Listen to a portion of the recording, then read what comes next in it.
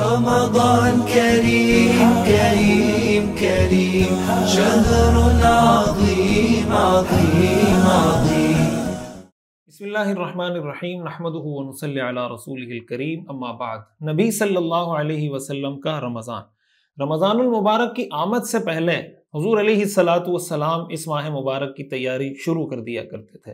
قرآن کریم میں اللہ تعالیٰ کا ارشاد ہے قُلْ بِفَضْلِ اللَّهِ وَبِرَحْمَتِهِ فَبِذَلِكَ فَلْيَفْرَحُوا کہ اللہ کے فضل پر مسلمانوں کو خوش ہونا چاہیے۔ هُوَ خَيْرٌ مِّمَّا يَجْمَعُونَ یہ بہت بہتر ہے اس چیز سے جو یہ لوگ جمع کرتے ہیں۔ رسول اللہ صلی اللہ علیہ وسلم صحیح احادیث سے یہ بات ثابت ہے کہ شعبان کے مہینے میں حضور علیہ السلام کثرت سے روزے رکھا کرتے تھے۔ حضرت عائشہ رضی اللہ تعالی عنہ فرماتی ہیں رسول اللہ صلی اللہ علیہ وسلم کے بارے میں کہ کان رسول اللہ صلی اللہ علیہ وسلم یصوم حتی نقول لا یفطر کہ آپ کبھی اتنے مسلسل روزے رکھتے تھے کہ ہم سمجھتے تھے کہ بھی آپ مسلسل روزے ہی رکھتے چلے جائیں گے۔ اور ایک حدیث میں حضرت عائشہ رضی اللہ تعالی عنہ فرماتی ہیں ما رأیت رسول اللہ صلی اللہ علیہ وسلم استکمل صیام شہر الا رمضان کہ میں نے اللہ کے رسول کو نہیں دیکھا کہ کسی مہینے کے پورے مہینے کے روزے آپ نے رکھے ہوں سوائے رمضان کے۔ وما رأیتہ اکثر صیاما منہ فی شعبان اور رمضان کے علاوہ میں نے حضور علیہ السلام کو سب سے زیادہ جس مہینے میں روزے رکھتے ہوئے دیکھا ہے وہ شعبان کا مہینہ ہے۔ اور ایک حدیث میں حضرت عائشہ فرماتی ہے لم ارہ صائما من شہر قط اکثر من صیامہ من شعبان کان یصوم شعبان کلہ کان یصوم شعبان الا قلیلا کہ میں نے حضور علیہ السلام کو شعبان سے زیادہ کسی مہینے میں روزے رکھتے ہوئے نہیں دیکھا۔ اب شعبان میں حضور علیہ السلام کیوں روزے رکھا کرتے تھے؟ ہم تو جب رمضان المبارک میں روزے رکھتے ہیں تو پریشان ہو جاتے ہیں کہ یار ایک مہینے کے روزے ہمیں رکھنے پڑیں گے، اور عجیب سی بات ہے کہ جب رمضان المبارک کا مہینہ ختم ہوتا ہے تو بہت سے لوگ اس پہ رونا دھونا کر رہے ہوتے ہیں، حالانکہ رمضان المبارک میں جب روزے ہوتے ہیں تو روزے رکھنا مشکل ہو رہے ہوتے ہیں لیکن بعد میں اس پہ رونا دھونا کر رہے ہوتے ہیں۔ تو رمضان المبارک کے گزرنے پر اس طریقے سے رونا دھونا کرنا پبلک میں اس طریقے سے یہ کوئی شریعت کا حکم نہیں ہے۔ رسول اللہ صلی اللہ علیہ وسلم رمضان سے پہلے اس کی تیاری کا یہ ظاہر ہے کہ رمضان ایک روحانی مہمان ہے نا، تو مہمان کا استقبال کیا جاتا ہے۔ اب روحانی مہمان کا استقبال کیسے کریں گے؟ اس کا استقبال ایسے ہی کریں گے کہ آپ پہلے سے اس کے لیے ایسا ماحول بنائیں کہ اپنے کو روزے کا عادی بنا دیں تاکہ رمضان میں روزہ رکھنا مشکل ہی نہ ہو۔ اگر ہم اس کو جسٹ ایک مٹیریلسٹک اپروچ سے دیکھیں تو ہونا تو یہ چاہیے تھا کہ رمضان المبارک کا مہینہ آتا تو حضور علیہ السلام ہمیں حکم دیتے کہ بھئی شعبان میں دبا کے کھاؤ اس لیے کہ رمضان میں روزہ رکھنا ہے، لیکن رسول اللہ صلی اللہ علیہ وسلم شعبان میں بھی روزے رکھتے تھے۔ تو روزوں کا اہتمام، ایک بات ہمیں یہ سیکھنے کو ملتی ہے کہ روزوں کا اہتمام ہمیں رمضان کے علاوہ بھی کرنا چاہیے، خصوصاً شعبان کے مہینے میں، اور ہر اسلامی مہینے کی جو 3 تاریخیں ہیں 13، 14، 15 جن کو ایام 20 کہا جاتا ہے، ان 3 ایام میں روزہ رکھنا رسول اللہ صلی اللہ علیہ وسلم کی مستقل سنت ہے۔ ہمیں بھی اس کا ماحول بنانے کی کوشش کرنی چاہیے۔ ایک اور کام جو رسول اللہ صلی اللہ علیہ وسلم رمضان المبارک کی آمد پہ فرماتے تھے وہ یہ کہ صحابہ کرام کو، اپنے گھر والوں کو، دوست احباب کو حضور علیہ السلام رمضان کی بشارت دیتے تھے اور بتاتے تھے کہ بھئی رمضان المبارک کی کتنی فضیلت ہے۔ حدیث شریف میں آتا ہے رسول اللہ صلی اللہ علیہ وسلم کے بارے میں، آپ نے فرمایا اذا دخل شہر رمضان فتحت ابواب السماء وغلقت ابواب جہنم وسلسلت الشیاطین کہ جب رمضان کا مہینہ داخل ہوتا ہے تو آسمان کے دروازے کھول دیے جاتے ہیں، جہنم کے دروازے بند کر دیے جاتے ہیں اور شیطانوں کو زنجیروں میں جکڑ دیا جاتا ہے۔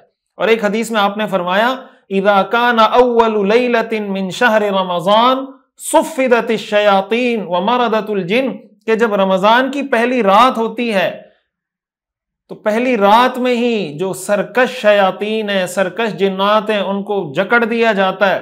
وَغُلِّقَتْ أَبْوَابُ النَّارِ فَلَمْ يُفْتَحْ مِنْهَا بَابٌ جہنم کے سارے دروازے بند کر دیے جاتے ہیں، کوئی ایک دروازہ بھی کھلا نہیں رہتا۔ وَفُتِحَتْ أَبْوَابُ الْجَنَّةِ فَلَمْ يُغْلَقْ مِنْهَا بَابٌ اور جنت کے سارے دروازے کھول دیے جاتے ہیں، کوئی ایک دروازہ بھی بند نہیں رہتا۔ وَيُنَادِي مُنَادٍ اور ایک پکارنے والا پکارتا ہے یا باغی الخیر اقبل اے خیر کی طلب رکھنے والے، اے خیر کا کام کرنے والے آگے بڑھ۔ وَيَا بَاغِيَ الشَّرِّ اقصر اور ایک برائی کی نیت کرنے والے ٹھہر جا، رک جا۔ وَلِلَّهِ عُتَقَاءُ مِنَ النَّارِ، اور اللہ کے لیے بہت سے لوگ اللہ کی طرف سے جہنم سے ان کو خلاصی دی جاتی ہے، وَذَلِكَ كُلَّ لَيْلَةٍ، اور یہ عمل ہر رات کو ہوتا ہے، یعنی اللہ تعالیٰ رمضان المبارک کی ہر رات بے حساب لوگوں کو جہنم سے خلاصی عطا فرماتے ہیں۔ اللہ تعالیٰ ہمارا شمار بھی ان میں فرما دے، اللہ تعالیٰ ہمیں بھی ان لوگوں میں شامل فرما دے جن کو اللہ تعالیٰ رمضان المبارک میں جہنم سے خلاصی عطا فرماتے ہیں۔ ایک حدیث میں آتا ہے، رسول اللہ صلی اللہ علیہ وسلم نے فرمایا، اتاکم رمضان، تم پر رمضان کا مہینہ آیا، شہر مبارک، یہ بہت برکتوں والا مہینہ ہے، فرض اللہ علیکم صیامہ، اس کے روزے اللہ نے تم پہ فرض کیے ہیں، تفتح فیہ ابواب السماء، اس میں جنت کے آسمان کے دروازے کھول دیے جاتے ہیں، وتغلق فیہ ابواب الجحیم، جہنم کے دروازے بند کر دیے جاتے ہیں، وتغل فیہ مردۃ الشیاطین، اور سرکش شیاطین کو قید کر دیا جاتا ہے، للہ فیہ لیلۃ، اللہ کی طرف سے اس میں ایک ایسی رات رکھی گئی ہے، خیر من الف شہر، جو 1000 مہینوں سے بہتر ہے، من حرم خیرہا فقد حرم، جو لیلۃ القدر کی خیر سے محروم ہو گیا وہ در حقیقت محروم شخص ہے۔ یعنی لیلۃ القدر کی سعادت سے، اس کی خیر سے، اس کی برکتوں سے، اس کی سعادتوں سے اگر کوئی مسلمان محروم ہو جاتا ہے تو یہ بہت بدبخت اور بدقسمت آدمی ہے۔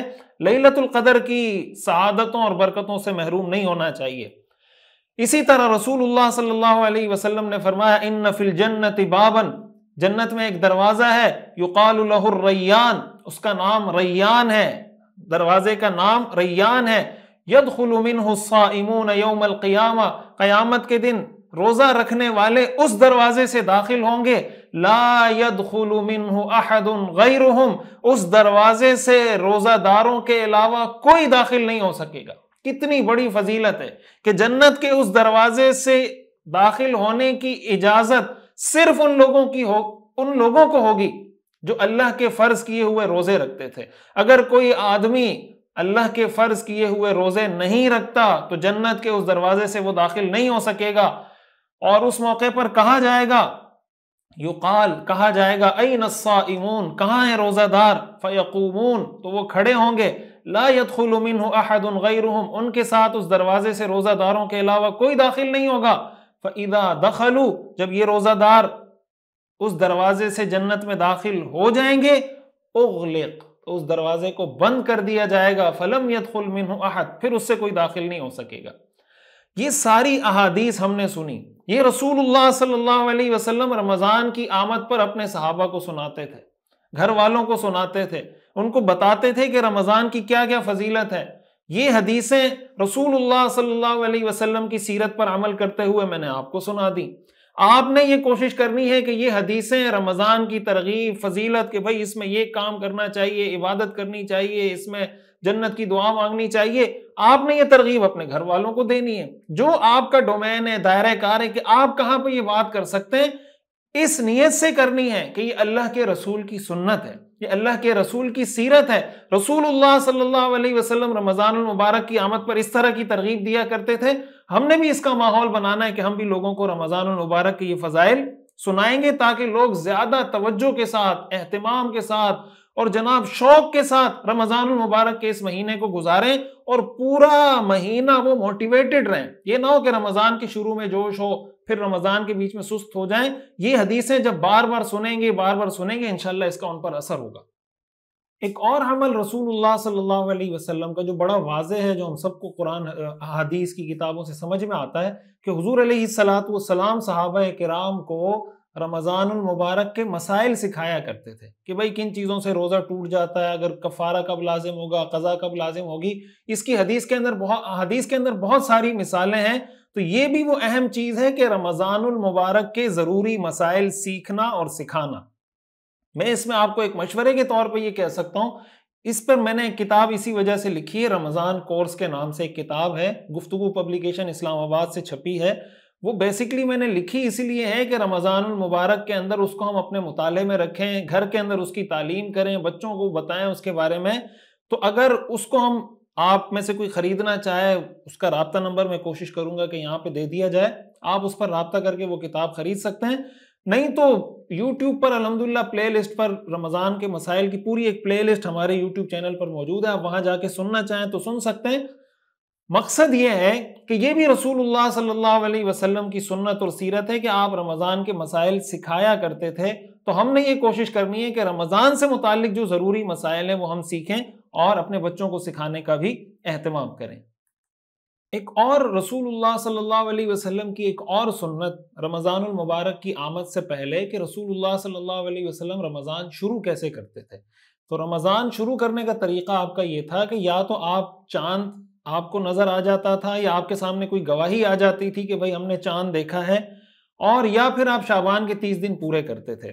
حدیث شریف میں آتا ہے، حضرت عبداللہ ابن عمر رضی اللہ تعالیٰ عنہ فرماتے ہیں، ترا الناس الہلال، لوگوں نے چاند دیکھا، فاخبرت رسول اللہ صلی اللہ علیہ وسلم انی رأیتہ، میں نے اللہ کے رسول کو جا کر بتایا یا رسول اللہ کہ میں نے چاند دیکھا ہے، فصامہ، آپ نے اگلے دن روزے کا حکم دے دیا، وامر الناس بصیامہ، اور لوگوں کو بھی کہہ دیا کہ بھائی کل سے رمضان شروع ہے۔ حضرت عبداللہ ابن عباس رضی اللہ تعالیٰ عنہ کی ایک حدیث ہے، وہ فرماتے ہیں، جاء اعرابی الی النبی صلی اللہ علیہ وسلم، کہ ایک دیہاتی شخص اللہ کے رسول صلی اللہ علیہ وسلم کے پاس آیا اور کہنے لگا، انی رأیت الہلال، کہ میں نے رمضان کا چاند دیکھا ہے۔ تو آپ نے فرمایا، اتشہد ان لا الہ الا اللہ، کیا تم، یعنی مقصد یہ تھا کہ تم مسلمان ہو، آپ نے فرمایا کیا تم یہ گواہی دیتے ہو کہ اللہ کے سوا کوئی معبود نہیں؟ قال نعم، اس نے کہا ہاں۔ آپ نے فرمایا، اتشہد ان محمد الرسول اللہ، کیا تم اس بات کی گواہی دیتے ہو کہ محمد صلی اللہ علیہ وسلم اللہ کے رسول ہیں؟ قال نعم، اس نے کہا ہاں۔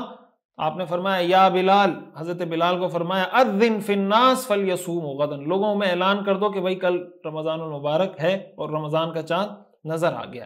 اس سے کیا پتہ چلتا ہے کہ رسول اللہ صلی اللہ علیہ وسلم کے پاس جو معیار تھا، اب رمضان کا روزہ رکھنے کا ایک طریقہ تو یہ ہے کہ آپ خود چاند دیکھ لیں تو آپ رمضان شروع ہو جائے گا، دوسرا طریقہ یہ ہے کہ آپ نے چاند نہیں دیکھا تو کسی نے چاند دیکھا، وہ آ کر کسی ایسی اتھارٹی کے پاس گواہی دے دے جس کے پاس شہادتیں قبول کرنے کی اتھارٹی ہے، وہ اس کے سامنے گواہی دے دے اور وہ اتھارٹی اس کی شہادت کو ایکسیپٹ کر لیں۔ دیکھیں اللہ کے رسول صلی اللہ علیہ وسلم نے کچھ جرح کی نا، پوچھا کہ بھئی تم اللہ کے ایک ہونے کی گواہی دیتے ہو، محمد صلی اللہ علیہ وسلم کے رسول ہونے کی، کچھ سوالات کی تاکہ پتہ چل جائے۔ جب آپ علیہ الصلوۃ والسلام کو اطمینان ہو گیا تو آپ نے اس کے بعد چاند کے ہونے کا اعلان کیا۔ تو یا تو یہ کہ انسان خود چاند دیکھے، یا یہ کہ ایک ایسی اتھارٹی کے پاس کوئی شہادت موصول ہو جائے قابل اعتماد اور وہ اتھارٹی اس کو لے کر ایکسیپٹ کر کے فیصلہ کر دے، تو پھر جو فیصلہ ہو جائے اس کے مطابق روزہ رکھ لینا چاہیے۔ حدیث شریف میں آتا ہے، رسول اللہ صلی اللہ علیہ وسلم نے ارشاد فرمایا، صوموا لرؤیتہ وافطروا لرؤیتہ، کہ رمضان بھی چاند دیکھ کر کرو اور عید الفطر بھی چاند دیکھ کر کرو۔ اور پھر آپ نے فرمایا، الشہر 29 لیلۃ، کہ مہینہ 29 دن کا بھی ہوتا ہے، فلا تصوموا حتی تروا، تو جب تک چاند نہ دیکھ لو تو روزہ مت رکھو، فإن غم علیکم، اگر بادل ہوں، فأکملوا العدۃ 30، تو 30 روزے پورے کر لیا کرو۔ اب اس میں ایک بات یہاں پہ ٹیکنیکلی یہ سمجھنے کی، ہمارے ہاں بہت سی دفعہ یہ ہوتا ہے کہ جب روزے کا اعلان ہوتا ہے اگلے دن لوگ چاند کو دیکھنا شروع کرتے ہیں کہ چاند تو بہت موٹا نظر آ رہا ہے، یہ دوسرے دن کا چاند ہے اور ایک روزہ ہم لوگوں نے کھا لیا ہے، اس طرح کی باتیں شروع ہو جاتی ہیں۔ دیکھیں رسول اللہ صلی اللہ علیہ وسلم کی حدیث بڑی واضح ہے، آپ نے فرما دیا کہ بھائی چاند دیکھ کر روزہ رکھو، چاند دیکھ کر عید مناؤ۔ اب مطلب یہ ہے کہ آپ کو چاند موٹا نظر آئے، چاند پتلا نظر آئے، اس سے کوئی سروکار ہمیں نہیں ہے۔ ہمیں سروکار اس سے یہ ہے کہ چاند نظر آیا یا نہیں آیا۔ اگر چاند نظر نہیں آیا، اگلے دن چاند موٹا ہو تب بھی وہ پہلا روزہ ہے، اگلے دن چاند پتلا ہو تب بھی وہ پہلا روزہ ہے۔ اور اس کے پیچھے ٹیکنیکل وجوہات بھی ہیں۔ بعض اوقات یہ ہوتا ہے کہ مثال کے طور پر 29 تاریخ کو، شعبان کی 29 تاریخ کو چاند کی جو عمر ہوتی ہے وہ اتنی کم ہوتی ہے کہ اس کو دیکھا نہیں جا سکتا، لیکن چاند پیدا ہو چکا ہے۔ مثال کے طور پر چاند 10 گھنٹے کا ہے، 12 گھنٹے کا ہے، اب اس کو دیکھا نہیں جا سکتا۔ اب ظاہر ہے کہ اگلے دن جب وہ چاند نظر آنے کا ٹائم ہوتا ہے تو اس 10 گھنٹے پر مزید 24 گھنٹے گزر جاتے ہیں۔ اب جو مزید 24 گھنٹے گزرتے ہیں اس کا مطلب یہ ہوا کہ وہ چاند اب 34 گھنٹے کا ہے۔ اب جب 34 گھنٹے کا چاند ہوگا ظاہر ہے کہ وہ بڑا تھوڑا موٹا آپ کو نظر آئے گا۔ مثال کے طور پر آپ دیکھیں نا کہ ایک چاند ہے جس کی عمر 18 سال ہے اور 18 دن ہے، اب 18 گھنٹے کا جو چاند ہوگا وہ پتلا ہوگا۔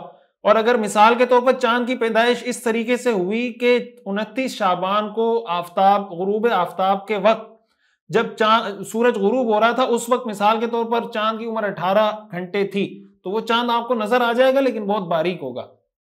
لیکن اگر غروب کے وقت چاند کی عمر 10-12 گھنٹے تھی تو اب وہ چاند آپ کو نظر نہیں آ سکتا. اگلے دن جب غروب کا وقت ہوگا تو 24 گھنٹے اور گزر گئے ہوں گے تو وہ 34 یا 36 یا بعضوں کا 40 گھنٹے کا چاند ہوگا. تو ظاہر ہے جو 40 گھنٹے کا چاند ہوگا وہ موٹا تو ہوگا, لیکن اس کا ہرگز یہ مطلب نہیں کہ اگر چاند موٹا ہے تو ہم یہ کہیں گے کہ ہم نے ایک روزہ کھا لیا ہے. رسول اللہ صلی اللہ علیہ وسلم نے معیار طے کر دیا, صوموا لرؤیتہ وافطروا لرؤیتہ, کہ چاند دیکھ کر روزہ کرو اور چاند دیکھ کر عید مناؤ. اور شک کا روزہ رکھنے سے تو حضور علیہ الصلوۃ والسلام نے منع فرمایا. آپ نے فرمایا لا تصوموا قبل رمضان صوموا للرؤیۃ وافطروا للرؤیا, کہ بھئی یہ شک کا روزہ رکھنے کی اجازت نہیں ہے. آپ نے فرمایا لا تقدموا رمضان بصوم یوم ولا یومین, کہ رمضان سے پہلے ایک دن کا روزہ مت رکھو. الا رجل کان یصوم صوما فلیصمہ, ہاں اگر کسی کی پہلے سے عادت ہے کہ وہ 29 تاریخ کا روزہ رکھتا ہے, ہمیشہ ہر مہینے کی 29 تاریخ کا روزہ رکھتا ہے, تو شعبان کی بھی 29 کا اور 30 کا رکھ لے. لیکن اگر کسی کی عادت نہیں ہے تو شعبان میں خصوصی طور پر شک کی وجہ سے روزہ رکھنا رسول اللہ صلی اللہ علیہ وسلم نے اس سے منع فرمایا. یہ صحیح مسلم کی حدیث ہے, صحیح احادیث ہیں جس میں اللہ کے رسول صلی اللہ علیہ وسلم نے ہمیں اس کا حکم دیا. لہٰذا اگر چاند نظر نہیں آتا 29 شعبان کو, اور حضرت عمار بن یاسر رضی اللہ تعالیٰ عنہ کی ایک حدیث ہے, وہ فرماتے ہیں من صام اليوم الذي يشك به الناس فقد عصى ابا القاسم, جو اس دن کا روزہ رکھتا ہے جس دن کے روزہ ہونے میں شک ہو, اس نے ابو القاسم یعنی اس نے محمد صلی اللہ علیہ وسلم کی نافرمانی کی. اس نے جو طریقہ اختیار کیا یہ اللہ کے رسول کا طریقہ نہیں ہے. یہ جامع ترمذی کی حدیث ہے, صحیح حدیث ہے. لہٰذا یہ جو ہمارے ہاں بعض اوقات بات چیت شروع ہو جاتی ہے, اس پر بہت تسلی اس پہ رکھیں کہ بھائی رؤیت ہلال کمیٹی موجود ہے, ان کی طرف سے اس کے اندر اچھے سمجھدار لوگ ہیں, فلکیات کے ماہرین ہیں, ہر طرح کے لوگ اس کے اندر موجود ہیں. اگرچہ ہمارے ہاں لوگ اس کا مذاق اڑا رہے ہوتے ہیں بات بات پہ, لیکن اس کے اندر اچھے خاصے سمجھدار ماہرین فلکیات, ہمارے جامعۃ الرشید کے استاد حضرت مفتی فیصل احمد صاحب اس کے اندر موجود ہیں, اور کئی ماہرین فلکیات اس کے اندر موجود ہیں. تو اس لیے بلا وجہ بے چینی اور انتشار پھیلانا, لوگوں کو پریشان کرنا, یہ کوئی شریعت کا مزاج نہیں ہے. جب مرکزی رؤیت ہلال کمیٹی اس کی طرف سے اعلان ہو جائے اسی کو معیار بنانا چاہیے. رسول اللہ صلی اللہ علیہ وسلم نے فرمایا الصوم یوم تصومون والفطر یوم تفطرون, کہ رمضان اس دن ہے جس دن سب لوگ رمضان کر دیں, بس وہ رمضان ہے. عید الفطر اس دن ہے جس دن لوگ عید الفطر کر دیں, وہ عید الفطر ہے. والاضحیٰ یوم تضحون, اور عید الاضحیٰ اس دن ہے جس دن لوگ. تو معیار یہ ہے کہ بھائی جب عمومی طور پر حکومت کی طرف سے یہ اعلان کر دیا جائے تو پھر اس میں زیادہ جس کو کہتے ہیں نا کہ بال کی کھال اتارنا, چیزوں میں کیڑے نکالنا, یہ شریعت کا مزاج نہیں ہے. تو حکومت کی طرف سے جو اعلان ہو جائے, مرکزی رؤیت ہلال کمیٹی کی طرف سے جو اعلان ہو جائے, اس پر اپنے آپ کو فوکس رکھنا چاہیے, اس پہ عمل کرنا چاہیے. اور ایک آخری بات میں یہاں یہ عرض کروں گا ان لوگوں کے لیے جو دوسرے ممالک میں رہتے ہیں, یورپین کنٹریز کے اندر رہتے ہیں, انگلینڈ میں رہتے ہیں, جرمنی میں, فرانس میں, وہاں پہ بہت عجیب و غریب صورتحال ہو گئی. کچھ لوگ ہیں جو سعودیہ کے ساتھ روزہ رکھتے ہیں, کچھ مراکش کے ساتھ رکھتے ہیں, کچھ باقاعدہ اپنی رؤیت کا وہ کر رہے ہوتے ہیں, دیکھ رہے ہوتے ہیں. یہ ایک مستقل موضوع ہے اختلاف مطالعے کا. ظاہر یہ ہمارا موضوع نہیں ہے تو اس لیے میں اس کو یہاں ڈسکس نہیں کروں گا. ہم چونکہ سیرت کے ہی عنوان سے بات کر رہے ہیں تو اسی پہ فوکس رہیں گے. جسٹ ایک اشارہ دے رہا ہوں کہ اختلاف مطالعے معتبر ہے یا نہیں. تو یہ بہرحال ایک اختلافی مسئلہ ہے, اس کی بھی گنجائش ہے. اگر کوئی یہ کہتا ہے کہ بھئی ہم سعودیہ کے ساتھ عید کریں گے, پاکستان کے اندر اس چیز کی اجازت نہیں ہے. پاکستان کے اندر اجازت اس لیے نہیں ہے کہ یہاں حکومت کی طرف سے باقاعدہ ایک کمیٹی تشکیل دی گئی ہے, ایک اتھارٹی تشکیل دی گئی ہے. اس معاملے میں مرکزی رؤیت ہلال کمیٹی کا فیصلہ ہی معتبر ہوگا. میں بات کر رہا ہوں یورپین کنٹریز کی. ظاہر ہے کہ وہاں پر تو انہوں نے کوئی اتھارٹی نہیں بنائی ہوئی کہ مسلمان عید کیسے کریں گے, مسلمان رمضان کا روزہ کیسے رکھیں گے. وہاں پر یہ اختلاف پیدا ہو گیا, کچھ سعودیہ والے, کچھ مراکش والے, کچھ اپنی رؤیت والے. اب اس کی وجہ سے یہ ہوتا ہے کہ ایک مسجد میں روزہ ہے, دوسرے میں نہیں ہے, ایک میں عید ہے, دوسرے میں عید نہیں ہے. تو میں یہ گزارش کروں گا, اس پر ہمارے بڑے حضرات نے بہت کوشش کی لیکن بظاہر اس کے کوئی نتائج نہیں ملے. لیکن ہم بھی ایک خیر کی بات کے طور پر کہ کوشش یہ کرنی چاہیے کہ کسی ایک موقف پر جمع ہو جائیں. یہ بہرحال اختلافی موضوع ہے, اس میں گنجائش ہے. عام لوگوں کو یہ چاہیے کہ بھائی آپ اپنے آس پاس کی مسجدوں میں دیکھیں، آپ کے آس پاس کی مسجدوں میں وہ کس چیز کو فالو کر رہے ہیں. مثال کے طور پر وہ سعودیہ کو فالو کر رہے ہیں، آپ ان کے ساتھ چلیں. اگر آپ کی آس پاس مسجدوں میں محلے کے امام وغیرہ وغیرہ جتنے لوگ ہیں وہ مثال کے طور پر اپنی رویت کر رہے ہیں تو آپ ان کے ساتھ چلیں. لیکن اس کو اختلاف کا، انتشار کا، تفریق کا وہ نہ بنائیں کہ ایک ہی گھر میں ایک سعودیہ کے ساتھ ہے، ایک مراکش کے ساتھ ہے، ایک جناب اپنی رویت والوں کے ساتھ ہے. بہرحال اصولی طور پر بات یعنی کوشش اگر کی جا سکے تو یہ کوشش کرنی چاہیے کہ رویت والے رویت والا جو موقف ہے اس کی طرف جایا جائے. لیکن اگین یہ اختلافی موضوع ہے، اس میں گنجائش ہے، تو بلا وجہ اس کو تفریق کا، انتشار کا اور اس میں کسی قسم کا تشدد نہیں کرنا چاہیے. اللہ تعالی ہمیں سمجھنے کی اور عمل کرنے کی توفیق عطا فرمائے.